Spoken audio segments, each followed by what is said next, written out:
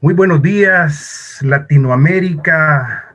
Muy, pero muy buenos días, fraternidad internacional de hombres de negocios del Evangelio completo.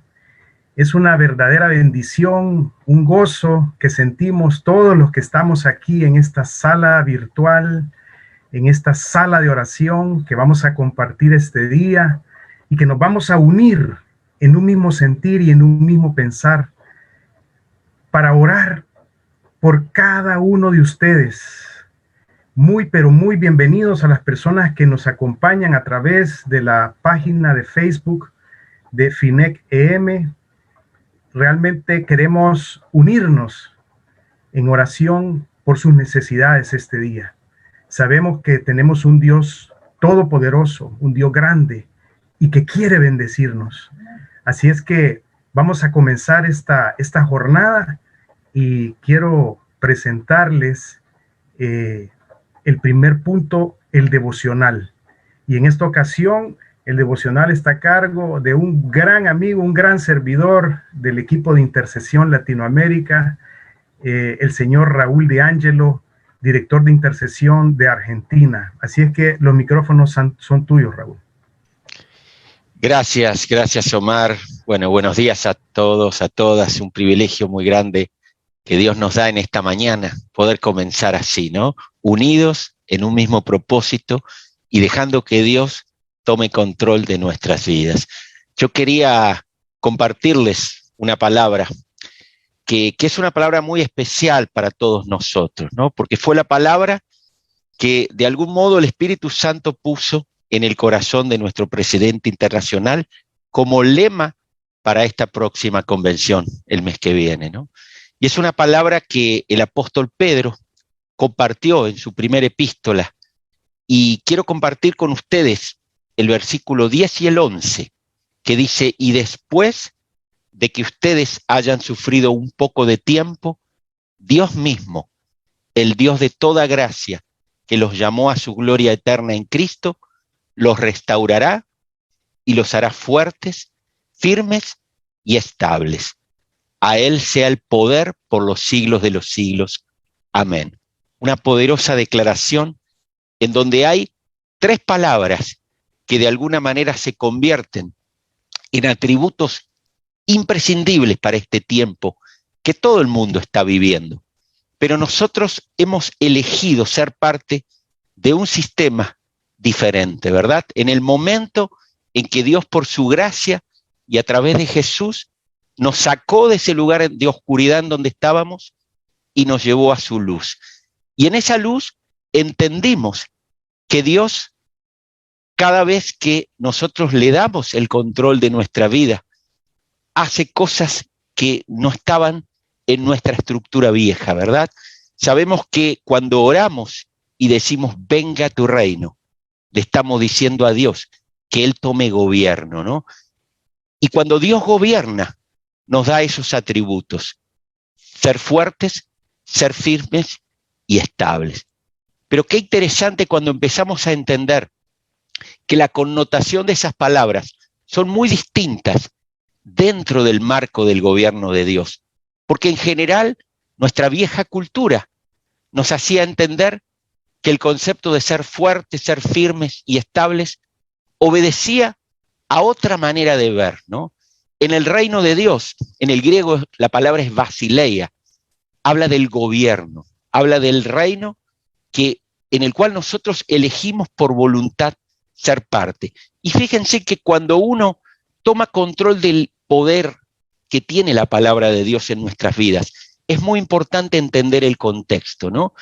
Y este versículo 10 tan poderoso está sustentado en un marco en el cual el apóstol, ya anciano, desde el primer versículo de ese capítulo 5, él, inspirado en el Espíritu, imparte una serie de consejos que de alguna manera, basados en vivencia, aplican de forma sobrenatural para este tiempo que estamos transitando como cristianos con propósito en todo el mundo, ¿no? En el versículo 2, el apóstol dice: cuiden a las personas que están a su cargo, no por obligación ni por intereses personales, sino con afán de servir. Y aclara como Dios quiere, ¿no? Qué interesante nosotros que tenemos hoy el privilegio de haber abrazado una visión y tener esa disposición de poder servir a todas aquellas personas que Dios ha puesto en nuestro diario vivir, pero hacerlo con afán de servir, ¿no? Sin buscar ningún otro significado que el poder dar. En el versículo 3 él dice también, no lideren a quienes tienen a su cuidado por sometimiento a normas, sino a través del ejemplo. Testimonio, ¿no? Algo que está muy ligado a nuestra manera de vivir en la actualidad. Cuando Cristo nos rescató y nos dio propósito. El testimonio es la herramienta fundamental con la cual podemos liderar y podemos de alguna manera discipular a esas personas que se han acercado a Dios y Dios nos ha puesto ahí como referentes, ¿no? En el capítulo 4 nos da esperanza de recompensa eterna y que nos recomienda esperar la venida del Pastor Supremo, del mismo Jesús, viniendo a buscar a su novia, que somos todos los que esperamos su venida, haciendo, orando y accionando para poder cumplir esa misión que de alguna forma, al establecer su reino, el Hijo de Dios puso en nuestros corazones.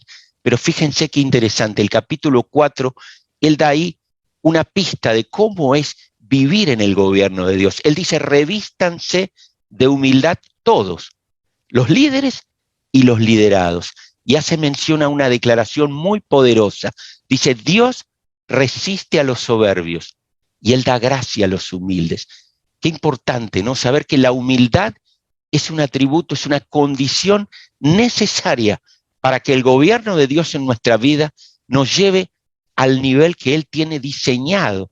Dice, antes de la fundación del mundo para todos nosotros, ¿no? Lo que hoy estamos viviendo está en el gobierno de Dios. Tal vez no lo entendemos, tal vez hay situaciones que de alguna manera son dolorosas, pero Él nos está forjando carácter. Él nos está como grupo, como organización, como ejército de Dios, nos está llevando a la oración. No es casualidad lo que estamos viviendo. En un tiempo de dificultad, Dios llamó a su pueblo a orar. Y hoy lo está haciendo con nosotros como fraternidad, pudiendo darnos esa capacidad de poder llegar a donde Él soñó que íbamos a llegar, ¿no? Y completa en el versículo 6, con un poderoso mandamiento que tiene promesa. Él dice, humíllense bajo la poderosa mano de Dios para que Él a su debido tiempo los pueda exaltar.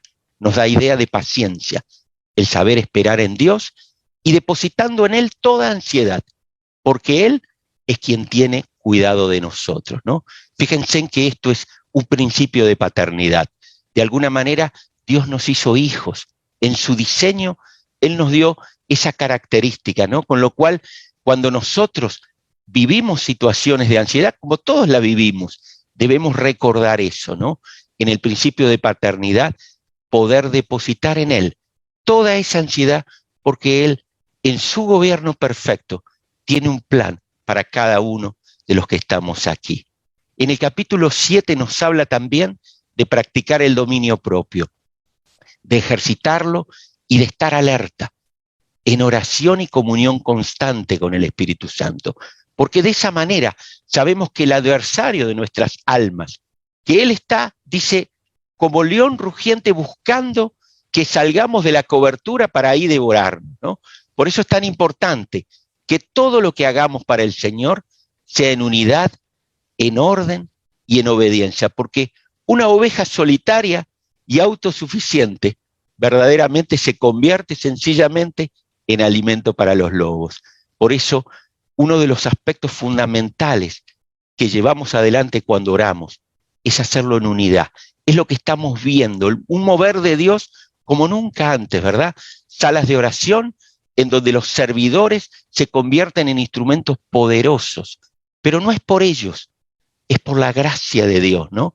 Y Él nos da una enseñanza estratégica, que debemos resistir a esos rugidos que el adversario hace, pero hacerlos firmes en la fe, orando en la palabra, declarando y creyendo en la verdad absoluta de Dios, porque Dios nos ha prometido que Él estaría con nosotros todos los días.